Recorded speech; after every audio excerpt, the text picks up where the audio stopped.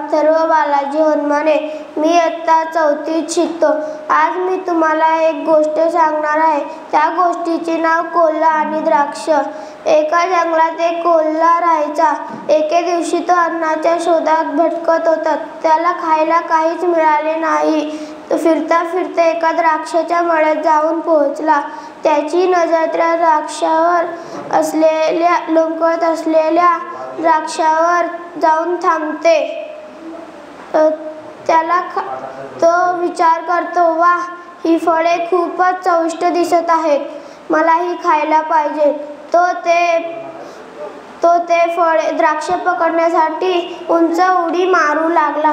पण काय, जवळ दिसणारे द्राक्ष तर लांब होते. शेवटी तो दमला आणि खाली कोसळला. शेवटी त्याला द्राक्ष काही मिळाले नाही. तो मनातच म्हणतो की नको मला ही द्राक्षे, आंबट द्राक्षे, असे म्हणून तो तिथून निघून गेला.